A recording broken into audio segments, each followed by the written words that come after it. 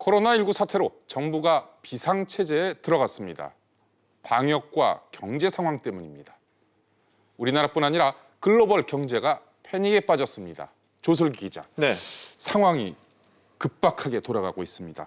정부가 사실상 비상시국을 선언했죠? 그렇습니다. 지난 17일 이 국무회의 자리였습니다. 이 문재인 대통령은 비상이란 단어만 무려 14차례나 언급할 정도로 상황이 엄중하다고 봤는데요. 경제 비상체제를 선언하고 총력전을 시사했습니다. 대통령 발언 직접 들어보시죠. 비상경제회의는 비상경제 시국을 헤쳐나가는 경제 중대본입니다. 코로나19와 전쟁을 하는 방역 중대본과 함께 경제와 방역에서 비상 국면을 돌파하는 두 축이 될 것입니다. 특히 문 대통령은 이 파격적인 대책도 망설이지 말라 이렇게 주문했는데요. 미중유의 비상경제 시국에 지금은 이것저것 따질 상황이 아니라고 거듭 강조했습니다. 유례없는 비상 상황이므로 대책도 전례가 없어야 합니다. 지금의 비상 국면을 타개하는 데 필요하다면 어떤 제약도 뛰어넘어야 합니다. 그래서 내놓은 대책이 뭔가요? 문재인 대통령이 지난 19일 첫 비상경제회의를 열었는데요.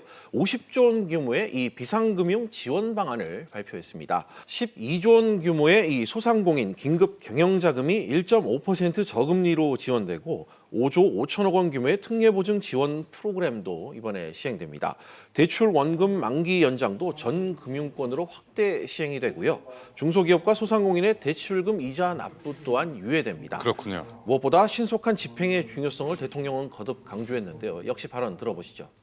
금융 지원들이 하루가 급한 사람들에게 그림의 떡이 되어서는 안 됩니다. 보증심사가 쏠리면서 지체되는 병목 현상을 개선하고 대출 심사 기준과 절차도 대폭 간소화하여 적기에 도움이 되도록 감독을 잘해주기 바랍니다. 조 기자, 그럼 이 코로나 사태가 본격적으로 어떻게 펼쳐지고 있는지, 어떻게 확산되고 있는지 좀 살펴볼까요? 유럽과 미국이 사실상 국경을 봉쇄하는 정책을 내놓고 있죠. 네, 그렇습니다. 코로나19 확산 기세에 상당히 놀란 이 유럽연합 같은 경우 한 달 동안 외국인들의 입국을 지금 막고 있고요. 유럽연합 국가 간에도 출근 목적 외에는 국경을 지금 봉쇄한 상태입니다. 미국도 유럽인들의 역시 입국을 금지해 놓은 가운데 관광 등 단기 방문 외에는 장기 체류 목적의 방문은 금지하고 있습니다. 주한 미국 대사관도 이와 관련해 지난 19일부터 비자 발급을 중단하면서 유학이나 취업, 이민을 준비하던 사람들의 현재 발이 묶인 상태입니다. 미국 사회가 사실상 셧다운 사태를 맞고 있는 거군요. 맞습니다. 문을 닫는 가게들이 늘어나자 사실상 생필품 사재기가 극성을 지금 부리고 있습니다. 급기야 월마트는 24시간 지금 운영하는 이 점포 운영 시간을 단축했고 식료품 구매를 제한하는 유통업체들도 생겨나고 있습니다. 하지만 상황이 개선될 기미를 여전히 보이지 않고 있는데요.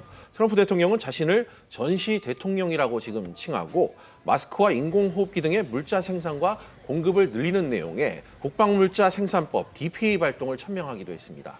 트럼프 대통령이 전시 상황 이런 거를 언급한 것을 보면 과연 이 정도 상황이면 미국의 의료 체계가 제대로 작동할까 이런 의구심도 드는데요. 네, 맞는 지적입니다. 미국에서도 인공호흡기와 이 방독면 같은 이 의료 장비와 물자 부족 사태가 지금 빚어지고 있습니다. 워싱턴주에서는 병원 직원들이 마스크 같은 보호 장구를 지금 직접 만들어 쓰고 있다. 이런 블룸버그 통신 보도도 나왔습니다. 유럽도 상황이 상당히 심각한데 의료시설 마비 상태가 앞으로도 계속되면은 금융과 실물 경제의 동반 침체는 물론 일상생활마저 붕괴될 수 있다. 이런 경고까지 나오고 있습니다. 박연신 기자, 이 세계 금융시장이 급속도로 얼어붙으면서 한국은행이 깜짝 금리 인하를 실시했죠. 네, 그렇습니다. 지난 16일 임시금통위에서 기준금리를 연 1.25%에서 0.75%로 0.5%포인트 내렸습니다. 사상 첫 제로금리 시대를 맞았는데요. 임시금융통화위원회가 열린 건 지난 2001년과 2008년에 이어 세 번째입니다. 한은이 이번에 이렇게 기준금리를 큰 폭으로 인하한 배경, 이유는 뭔가요? 네, 코로나19로 이 글로벌 경기가 위축되면서 이 금융시장, 실물 경제로 불안감이 급속히 번지고 있기 때문인데요. 한은은 경제 위축이 장기화될 것으로 봤습니다. 코로나19의 그 확산의 그 강도, 속도가 저희를 예상했던 것보다는 훨씬 빠르게 훨씬 또 많은 지역으로 이렇게 퍼져나갔습니다. 경제 활동 그 위축의 그 정도가 당초 예상보다는 크고 그 영향도 상당히 장기화할 것으로 이렇게 보았습니다.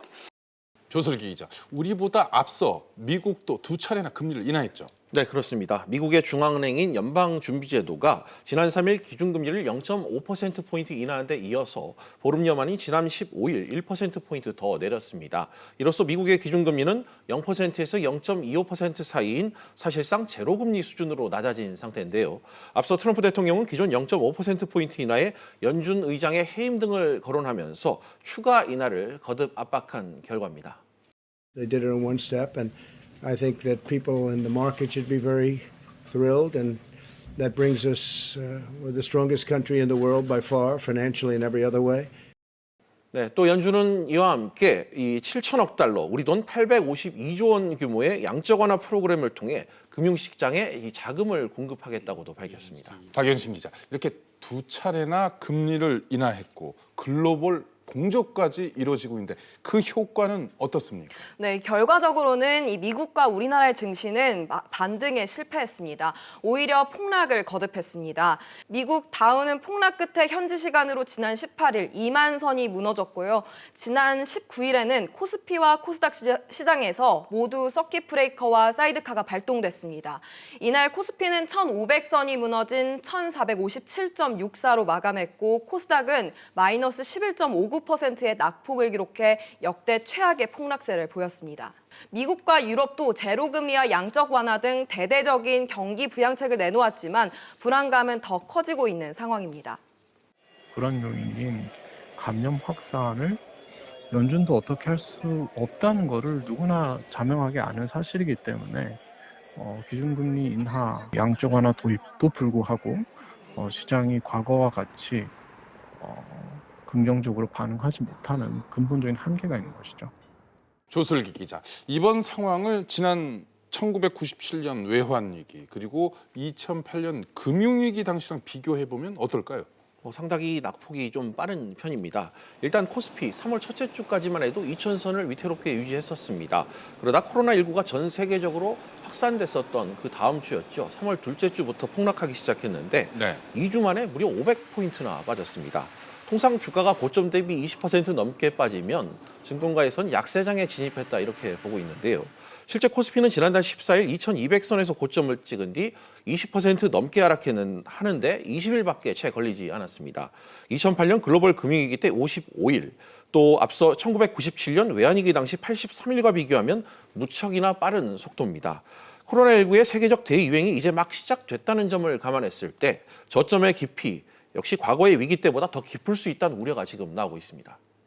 글로벌 금융위기 이전 같은 경우에는 자산 가격이 100만큼이면 그중에 한 80%는 펀더멘탈에 결정하고 나머지는 유동성에 결정을 했는데 지금은 펀더멘탈의 변화폭이 크지 않은 상태에서 자산 가격이 형성돼 있기 때문에 충격의 변동폭이 훨씬 더 커지는 부분이 있고.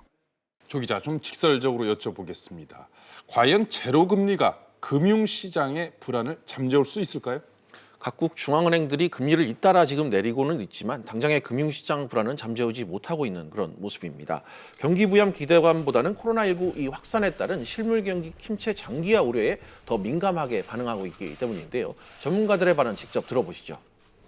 금리 내린다고 코로나가 없어지지 않잖아요. 그래서 효과가 없는 거거든요. 기준금리를 인하한다고 해서 소비와 생산 활동이 다시 정상화된다고 보기는 어려운 거거든요.